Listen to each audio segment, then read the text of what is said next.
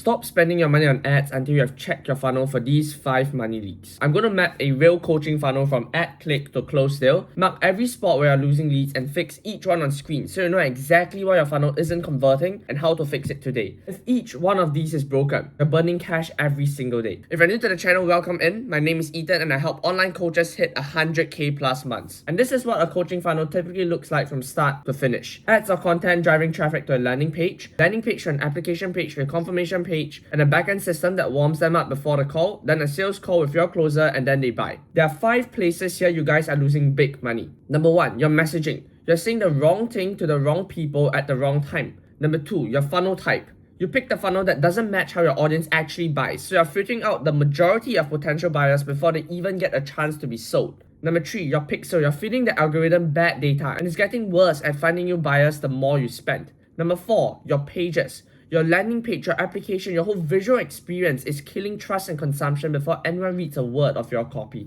And number 5, bottleneck math. You're pouring money into the wrong stage of your funnel while completely ignoring the one that's actually choking your revenue.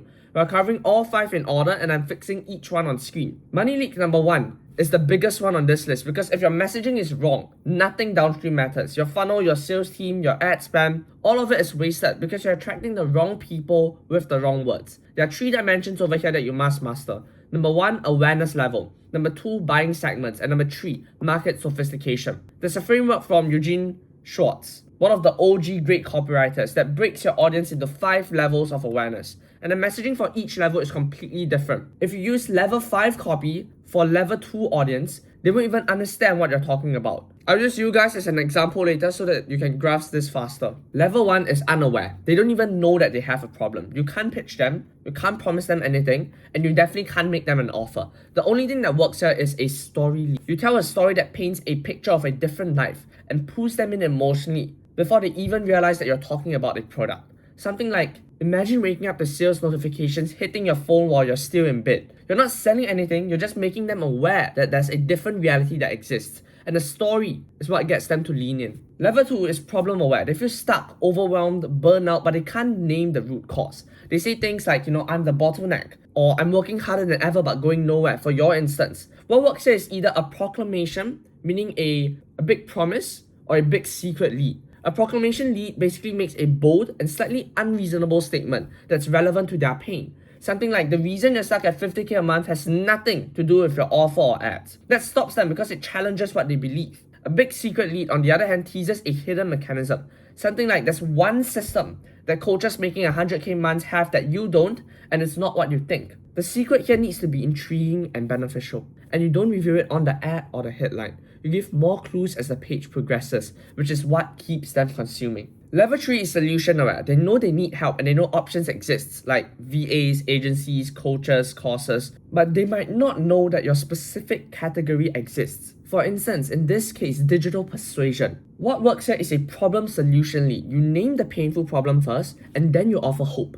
The formula is literally, if you're dealing with problem, try solution. You're connecting their known pain to a solution that they haven't even considered yet. Level 4 is product aware. They know solutions like yours exist. They might even know your brand, but they haven't picked one yet. What works here is a promise lead. You start with their biggest desire, connect it to the biggest benefit of your offer, and focus on the speed, size, and quality of the result. Something like, our team builds your entire backend in 90 days with our 7-phase system, and you don't touch a single automation. The promise needs to be big but believable, and you follow it up immediately with massive proof like case studies, numbers, or screenshots. If the promise is too big without any proof, you trigger the distrust that you're trying to avoid. Level 5 is most aware. They're ready to buy and they just need the push. And what works here is the offer lead, which Russell Brunson uses a lot. You skip the story, skip the education, you skip the build-up, and immediately focus on the most attractive part of the deal. Something like join today, get instant access, and have your entire backend built up this week. The first 5 clients get a free ad account audit as well.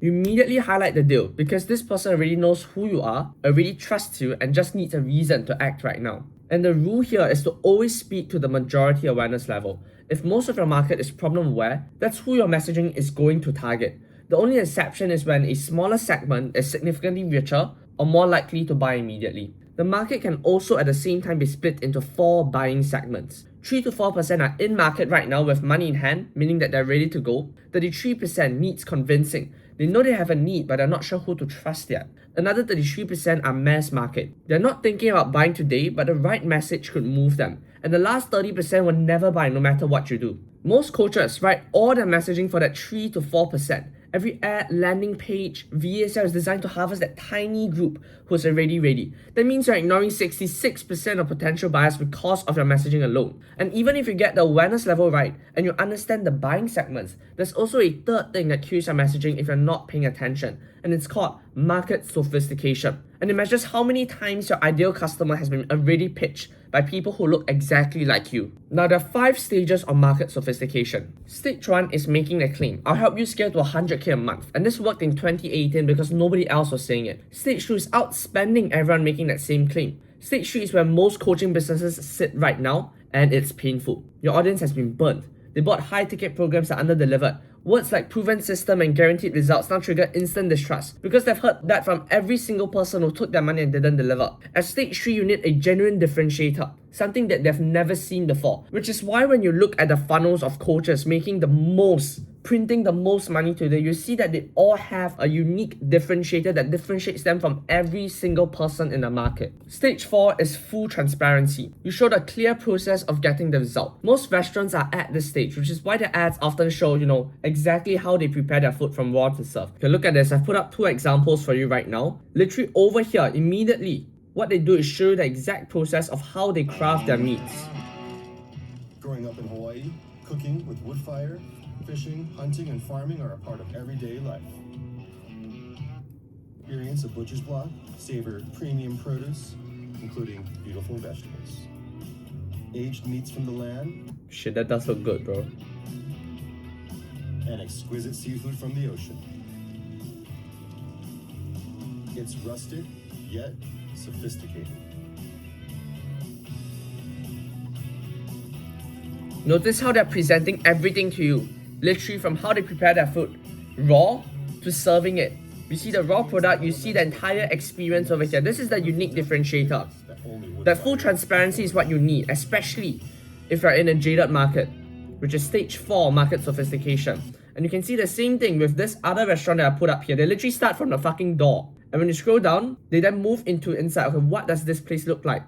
Right? This is called full transparency itself. And they talk about the experience as well. And so you can imagine, if for a stage 4 market, you're writing stage 1 copy, like we make sushi, your words are actively repelling the people that you want to attract. Because there is a certain demographic that these restaurants want to attract. It's probably the people that have the money to pay for these kind of services. So you need to be very attentive to the messaging that you're putting out. Now, stage 5 is the burnt market. They don't care how it works, they just don't want to be disappointed again. This is where you use a lot of empathy and proof. And right now, for most coaching businesses, you are late stage 3 to early stage 4. And so that is where you need to have that unique mechanism, unique differentiator, as well as show your entire process transparently. Now, I highly recommend funnel hacking the most successful competitors of your niche. Literally, all you can do is use this app called a Miro bot and use this tool called Fireshot extension on Google Chrome and literally go through your competitors' funnels from their ads all the way to the endpoint. And this is an example of a funnel hack that I did for a competitor in the e-com space that's making $5 million a month. And lastly, you need to pay attention to the temperature of the traffic that funnel was built for, whether it's for cold traffic or warm traffic. Warm traffic already knows you. They've watched your content, they follow you, they trust you, and when they hit your landing page, they don't need heavy proof or credibility because the relationship with you already exists. Cold traffic has never heard of you before. They click an ad from a stranger and their brain is instantly running a trust assessment in under a second. And if your headline doesn't mirror what the ad promised, if your visual doesn't match the ad, if there's any disconnect whatsoever between what they clicked and what they landed on, they're gone instantly. For instance, if your ad says, learn how to double your rental income in 90 days, but your landing page says, welcome to the XYZ Coaching Academy with a stock photo, the prospect's brain will go, this isn't what I clicked on, and they bounce. And so your headline must mirror the ad promise, your visual must match the energy of the ad, and if you're sending cold traffic to the page needs 10 times more proof and credibility than a warm traffic page. Most coaches don't adjust for this at all. They just build one page and they send everyone to it. And then they can't figure out why cold traffic converts at a fraction of their organic. So this is a very good example over here, whereby we see the ad promise right here of unlocking an exclusive access to a free live event, And then right here, immediately, what do they say? 100% free event reviews. Money leak number 2 connects directly to what we've just covered. Once you know where your audience sits on the awareness spectrum, you need a funnel that matches how they actually buy. And I'm going to walk you through 4 funnel types right now: a VSL call funnel, a webinar funnel, a low ticket to high ticket ascension funnel, and a DM ad funnel. And I'll show you the full architecture of each one so you can see exactly what the machine looks like on the inside. For the VSL call funnel, you run an ad that drives to a landing page with a headline and a VSL. The headline's only job is to get them to click play. The VSL's only job is to get them to fill out the application that's below it. The application form qualifies them with a non-financial question first, something very easy to answer, then a financial qualifier. And the scheduler is embedded directly into the same page as the application itself, which you can do in Typeform. I'll explain why that matters later. Now, based on their answer, qualified leads get routed to a confirmation page with your Pixel standard event on it, so that the algorithm learns to find more people like them. Unqualified leads get routed to a separate confirmation page with no Pixel event, and I'm going deep on that in money leak number 3. From the confirmation page, your backend selling systems kick in. The email sequences, the setter outreach, the content saturation, the modern confirmation page, right? All of the backend systems that I broke down in the last video that took my client show rate from 40% to 78%. And then they get on a call with your closer. So this funnel itself is a buyer harvester. It's built for the 3 to 4% that are already in market, product aware or most aware. Right, they know that they have a problem, they know solutions exist, and they're comparing options. And this gives them a direct path to a conversation because they don't need a 90-minute education session, right? They just need a fast way to evaluate whether what you're offering is suitable for their needs, and then they buy. For the VSL length, just a quick tip: if you're selling to a richer demographic who really values their time, keep it between 2 to 10 minutes. If you're selling to a general audience who needs more convincing, you can go anywhere from 15 to 45 minutes. And the benchmarks to hit are cost per qualified book call $50 to $300, page conversion of qualified leads 3.7% or higher, first call show rate should be anywhere between 60 to 70%, one call close rate should be anywhere between 15 to 30%, and two call close rate should be more than 30, and the two call close rate should be 30 to 40% or higher.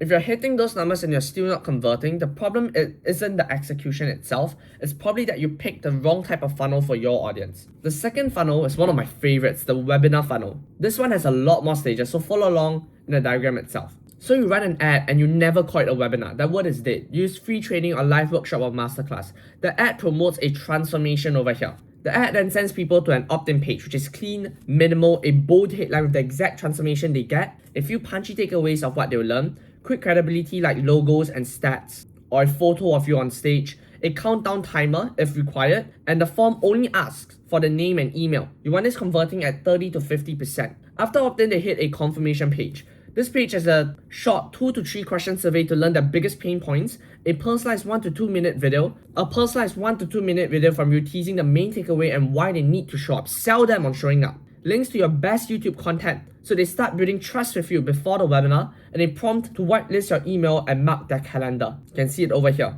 Now, between the opt-in and the live webinar, you run a 10 email pre-webinar sequence selling them on why they must join the webinar. Link all their pain to not joining the webinar and all their desires to joining the webinar itself. On top of that, you run a 4-text email sequence. The first 2 are just hyping with no link, and the last 2 drop the join the webinar link. And if you have budget, you run retargeting ads on YouTube to everyone who opted in. And you can also run content ads on Instagram and YouTube to saturate them with short form content so they feel like they know you by the time they show up. For the webinar itself, if you're running cold traffic, those people are gone in the first 60 seconds if you don't deliver value immediately. So jump straight in and don't only pitch at the end. By minute 75, half your audience has already left. So pitch 3 times during the webinar. Deliver a chunk of value, then pitch, then more value, then pitch again, then go deeper, then full pitch with objection handling and Q&A. And each pitch gets more aggressive. And each one catches a different segment of the audience the moment they're ready to buy. After the webinar, a 9 email post-webinar sequence covering replay, offer breakdown, urgency, bonuses, FAQs, and deadlines are crucial. And make that replay only available for 2 to 3 days for scarcity. Then do a second webinar event or a pop-up event targeting no-shows and people who attended but didn't buy. Focus on the top 2 to 3 objections. This funnel is the belief shifter. It's for the 33% who are needs convinced and mass market. It's for the people who are problem aware and solution aware. They need convincing at scale. They know that something is wrong and they know that help exists, but they haven't committed because they've got false beliefs like, nobody can do this as well as me. Because they've got false beliefs like, this is just a scam, all dropshipping is a scam, I've been burnt before, and the webinar gives you 90 minutes to break those beliefs through stories and proof before you ever ask them for money. And the benchmarks to hit are an opt-in rate of 30 to 50%, a short rate of 15 to 30% for cold traffic, and up to 50% for warm traffic, retention to pitch at 80% at its peak, a booking rate of 30% if you're pushing directly to call, and direct to checkout conversion rate of 10% plus or higher. And one critical thing that you need to note is that for cold webinars, you should promote them 7 days out maximum, and for warm audiences, you can go up to 14 days. And make sure that you exclude your warm audience from cold webinar campaigns. Otherwise, the pixel targets your existing followers instead of finding new prospects, and your whole strategy fatigues extremely quickly.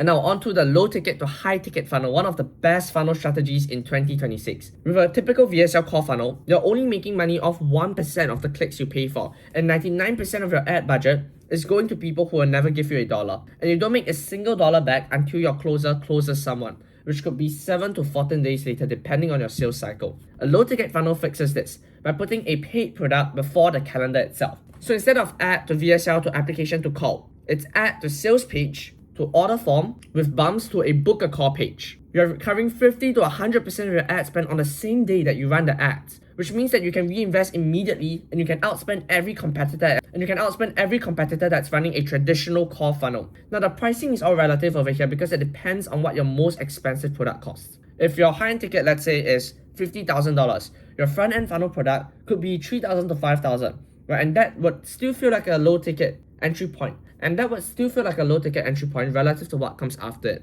But if your most expensive product is $1,000, your front end could literally be $17 or $27 because the gap here is much smaller. The first thing that you need to do is build your product front to back. Because if you pick your front end offer before mapping your back end, you attract the wrong people and ascension won't work. So go to your high ticket offer and ask yourself, where am I constantly having to think for my customers, no matter how many trainings, how many templates and SOPs I give them? Whatever the answer is, that stays on the back end, and that's what people pay high ticket for. Then ask, what will my customers need to have to reach the point where they need me to think for them? And that becomes your front end product. You're speed running them to the gap where the only logical next step is your back end program. For example, if you're coaching e-commerce and your customers always need help with ads, no matter what you teach them, give them the store setup, the product research, everything they need before ads on the front end, and put them in a position whereby they can run those ads. Now they have everything except the ads piece, and crossing that gap is what the sales call will sell. There are 5 front-end offer formats that work consistently. Number 1 is tools and templates, best for B2B markets or saturated niches where your audience already knows the model and just needs files, checklists, scripts, and frameworks to execute. Number 2 is a 1-hour fast start, a mini masterclass teaching a new method or a model. Number 3 is a paid case study. You walk people through a real result step by step. Instead of framing it as a course, you frame it as see how I did this specific thing. Number 4 is a challenge, a course framed as day 1, day 2, day 3 instead of modules itself. You give assessments every day and it's evergreen, not live. And the structure creates momentum that keeps people consuming. And this works for any market, especially in the health and wellness niche. And number 5 is a low ticket done for you offer. You actually deliver something for them at a low price point, like a custom plan, a done for you setup, or an audit. And this attracts the highest quality buyers because they've experienced your work before they ever get on a call. Now, there's this belief that low ticket attracts broke people, and that is simply just a positioning problem, not a price problem. If your front end product is not aligned with the back end and it's not speed running people to that gap that we just talked about, you're going to attract the wrong audience, and the price isn't often the issue. The alignment is. Now, on the order form itself, you want 2 to 3 order bumps, not the separate upsell pages, which used to be low ticket to high ticket meta. Because if you do 3 upsell pages and 3 downsell pages, that's 9 decisions that your prospects have to make before they even see your calendar and they drop off due to decision fatigue. Instead, add your other offers after they book a call as downsells and ensure that they do not cannibalize your high ticket offer. Your first bump should be anywhere between $18 to $27, your second bump should be $22 to $40, and your third bump should be anywhere between $40 to $67, and they get more advanced with each bump itself. Every single bump should help them get a result faster, remove friction, or complement the front-end product without replacing it. And after the bumps, the buyer hits a book a call page, and you have 2 options. Either a direct offer where they see a VSL pitching your high ticket program and they fill an application to book. This gets higher intent calls but about a 20% booking rate, or an implementation call where they just see a calendar framed as let's get you set up, and you get a higher booking rate at around 60% over here but lower intent. And if you've never done this before, just start with the direct offer, because implementation or onboarding call is a more complicated process. For instance, one of my favorite membership funnels over here is from the Vagina Coach herself. And the way she runs this shit is really smart. So let's say we click on her link over here. Remember how we talked about funnel ad alignment? Click here to learn more, and immediately over here, it says get buff math. And here, guess what it says? The buff math method immediately. And so they removed it. But initially there was a header over here that says free onboarding training call. Free training call at this time. And that was going to be the onboarding call itself to ascend them to the high ticket offer. Now, about 80% of buyers won't book immediately inside the funnel, so you need a backend ascension system, or rather systems. The first is a 7-day email welcome sequence that gets them to use the product with a soft CTA to book a call woven into the email sequence itself. The second is a weekly live Zoom call, where you onboard buyers, do a short training, and you pitch the backend at the end. Third is outbound setters who call every single buyer, confirm access, and pitch, schedule a call. If they're not ready, the setter then pushes them to the weekly live onboarding and training. And the fourth is a CTA inside the membership area under every video, linking to a VSL where they can apply. This funnel is a trust builder. It's for the unaware and problem-aware audiences, the mass market people who would never book a 5K call with a stranger but would probably buy a $97 book or product from someone who seems credible. And the purchase proves that they have the money and the intent, and the consumption period that builds enough trust that sending to the high ticket feels natural. Now note that if you're running this for your first time, you definitely won't be profitable. It takes a lot of iterations, but once it's downloaded, it's incredibly powerful for co-audiences because you're building trust through demonstrated value instead of asking for money upfront. But once it's downloaded, it becomes incredibly powerful because you are building trust with demonstrated value instead of just asking for money straight up front. And lastly, the OG DM ad funnel. And this has historically crushed for fitness offers. It's the simplest architecture but requires a great team on your end. And your ad basically drives people to an Instagram or Facebook DMs instead of the landing page itself. And your setter contacts them, and over here speed is everything. The setter then qualifies through conversation, understands their situation, and sends them to a mini webinar or a VSL page with an embedded scheduler within the application itself. From there, it's the same flow as the call funnel itself. Now, this funnel works the best if you already have a strong organic presence where people engage in your DMs naturally, and the paid ads just scale that process. Now, you never do a 2-call close with DM leads because the DM conversation is essentially the first call. So by the time they're on the phone, they should be ready to close. Now, the benchmarks here to hit are a cost per DM of $5 to $30, a booking rate of 10 to 30%, a show rate of around 50 to 70%, and a close rate of 15 to 30%. Really, 15 is the lowest that we can go. And with the best practices that I've given you in the last video, it's very easy to get 30 to 50% close rates. And note that this funnel scales to a low couple hundred of grand before the effectiveness really starts dropping off. So right now, let me test you on this. If your audience is mostly problem-aware and needs convinced, which funnel type should you be running? Pause this video right now and think about it, because there's no point consuming all this information if you're unable to implement it. So think about this question right now. If you say webinar or low ticket to high ticket, you're right, because those audiences need education and belief shifts before they ever get on a sales call. A VSL call funnel is built for the 3 to 4%. Now, what about a coach who's doing well organically? You know, people are commenting on your posts, sliding into your DMs, but you want to scale right now with paid ads. Which funnel do you use? DM ads. You replicate that organic intimacy with paid reach and let your setter team do what they're really good at. And lastly, what if you're selling to a rich demographic, entrepreneurs doing 50K a month or more who hate having their time wasted? Which funnel do you use? Well, you use a VSL call funnel with a short 2 to 10 minute VSL, because that audience is typically more aware, they really know that they need help, and they just want you to evaluate. And they just want to evaluate you fast and make a decision. Now, most coaches think that you should remove all friction and make booking as easy as possible, and that's actually wrong. Friction is a tool when you use it correctly.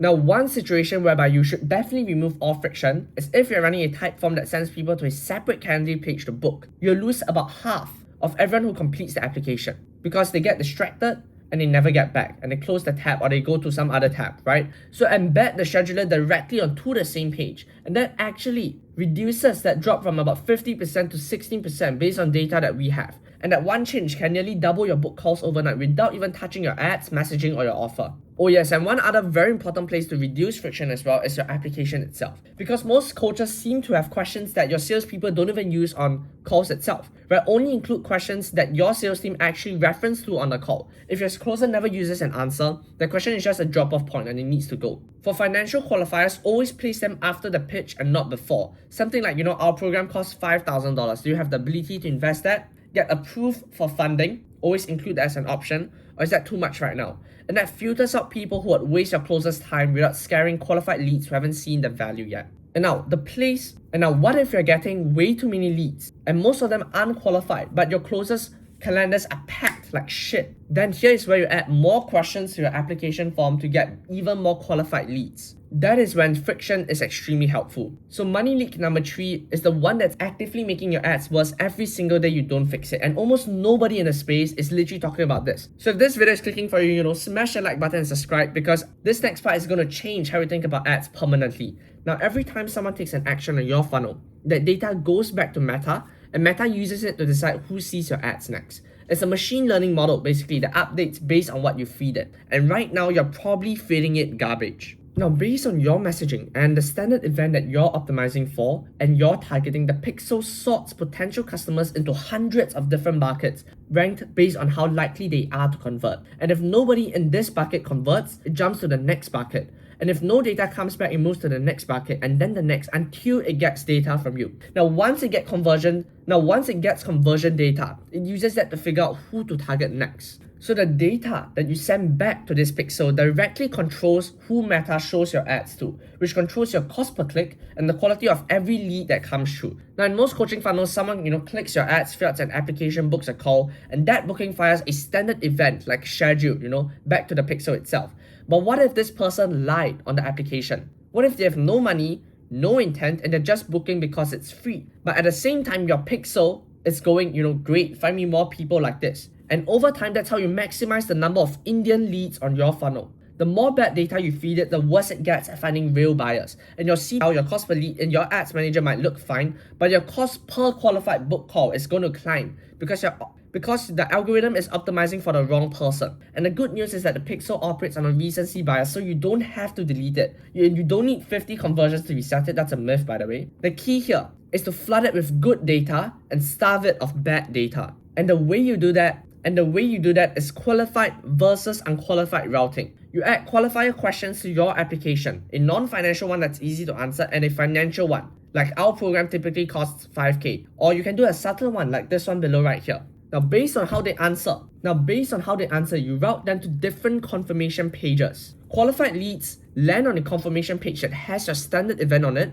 The event fires, the data goes back, and the algorithm learns, find me more people like this. Unqualified people land on a completely separate confirmation page with no standard event. You can still capture that information for nurture. You can still email them, retarget them whatsoever, but you do not send their data back to the pixel, so the algorithm never sees it. Now, if you want to take this even further, there are two ways data gets back to your pixel. The web pixel, which is the standard code on your confirmation page, and a conversion API, which sends data from your CRM through Zapier directly to Meta. You can use both, but start with the web pixel if CAPI feels way too technical. The real power of CAPI is delayed firing. So instead of optimizing for everyone who booked the call, you can have your sales team as qualified or unqualified in the CRM and only fire the event for leads marked unqualified. Over time, you can even optimize for people who actually showed up, or people who closed, or even the people who paid in full instead of going on a payment plan. Now again, once someone lands on a qualified confirmation page itself, the page needs to work hard to keep their interest level from decaying before the call. And I broke the entire backend selling system down step by step in my last video, right? The confirmation page strategy, the email blitzkrieg, the setter outreach, and the content saturation system. And since creating the video, my client's show rate has actually increased from 40% to 65%. And we actually see a nice 3% bump in their close rate as well. So you can go watch that video after this one. And money leak number 4 is the design of your pages, which is such a neglected factor. People decide whether they trust your page in less than 1 second. And the way most coaching funnels are designed, they fail that test immediately. The core issue here is consumption. If people aren't consuming the information on your page, your copy doesn't matter, your offer doesn't matter, none of it matters because they never saw it. When you run a typical coaching landing page through a predictive heat mapping software, which analyzes where people's eyes go, which in this case to our tits, what you see is attention scattered across 15 different elements. There's a navigation bar, a countdown timer, price in the header, the emojis, there's a 2-column layout over here, there's a background image, all fighting for attention at the same time. The prospect's brain has nothing to latch onto, so their eyes scatter, they feel overwhelmed, and they bounce before they've even read a single line of your copy. So let me walk you through what to fix, and we start with barriers, which are factors that are preventing people from converting. The first barrier that we just covered is visual chaos, too many fonts, colors, and columns scattering attention. The second barrier is low trust from site design.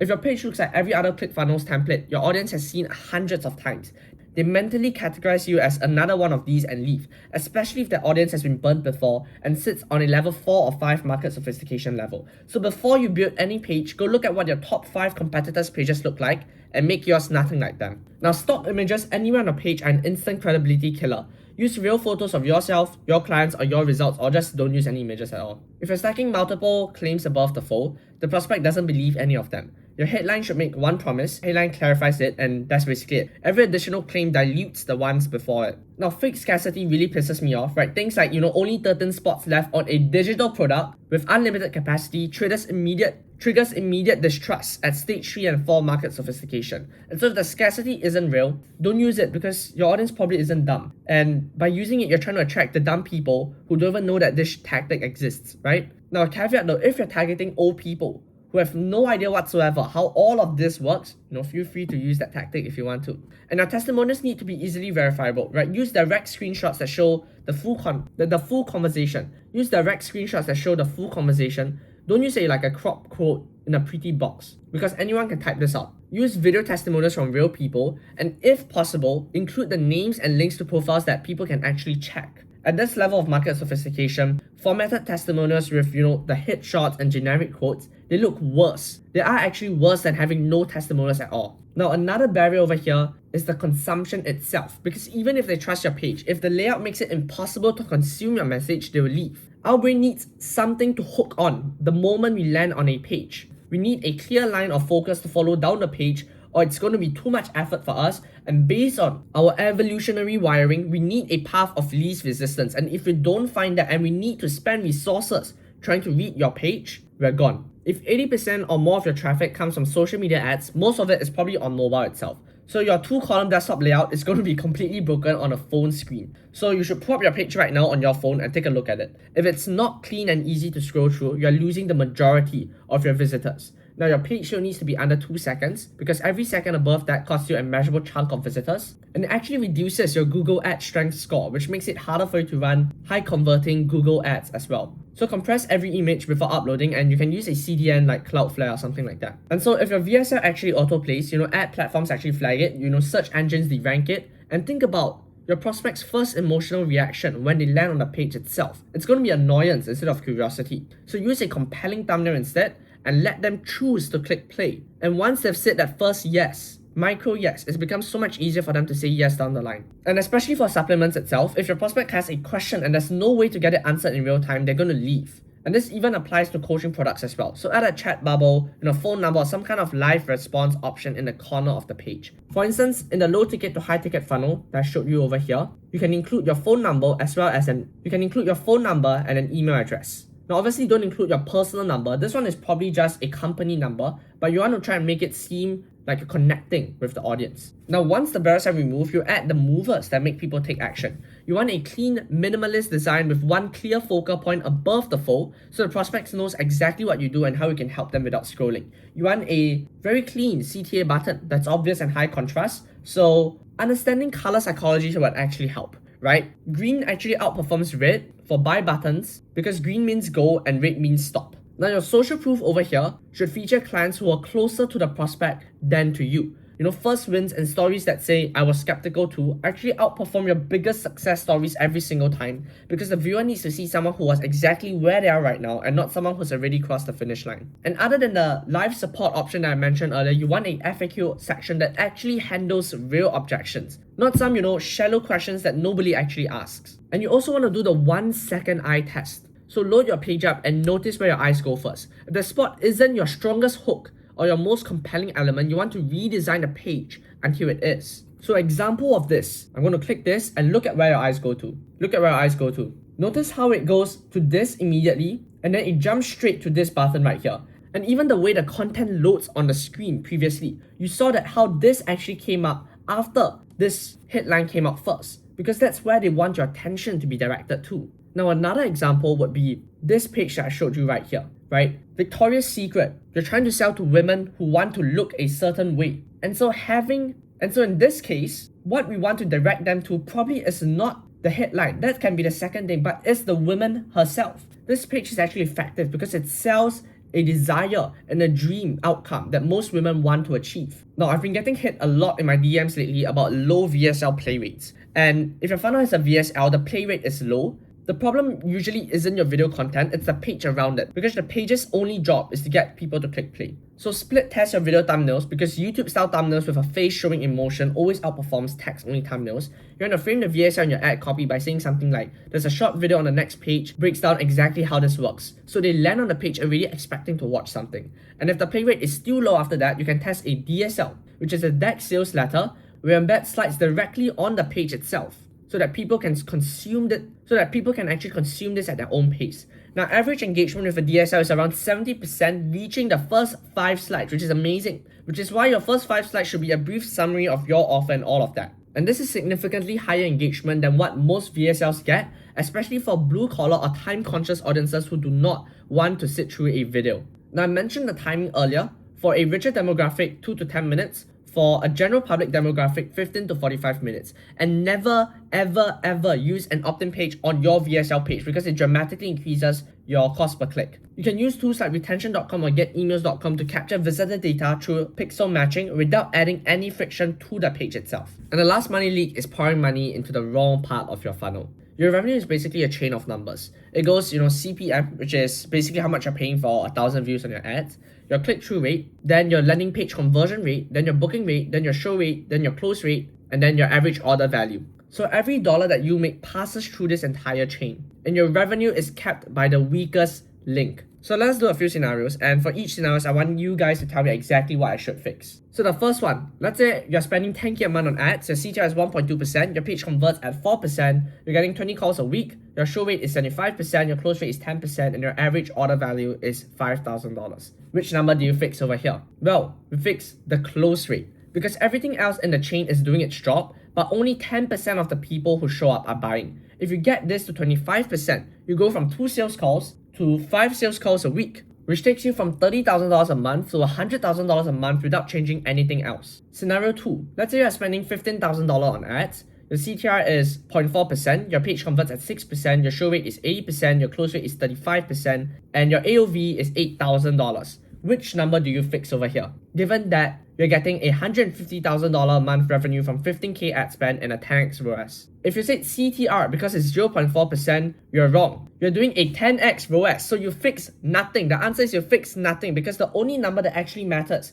is your return on ad spend. What a low CTR with a 10x return means is basically your ads are reaching fewer people but the right people, and your funnel is converting them efficiently. If you try and fix the CTR by making your ads broader or more clickbaity, you're probably going to get more clicks, but then your close rate is going to tank, because now you're pulling in the wrong audience. Remember that all that matters is your ROAS. If you are profitable, change nothing. But what you can do is duplicate that campaign and then test things that will improve your CTR in this scenario over here. But you want to keep a winning campaign running. Scenario 3, let's say you're spending $8,000 a month on ads. Your CTR is 1.5%, your page converts at a 5% rate, your show up is 35%, and your close rate is 18%. Let's say we change the close rate to 8%, right? 2 numbers here are underperforming. So which do you fix first? You fix whatever one you can fix faster. Getting the close rate from 8% to 30% might just be updating your sales script or adding a second call for leads who didn't close on the first call, and you could do that tomorrow.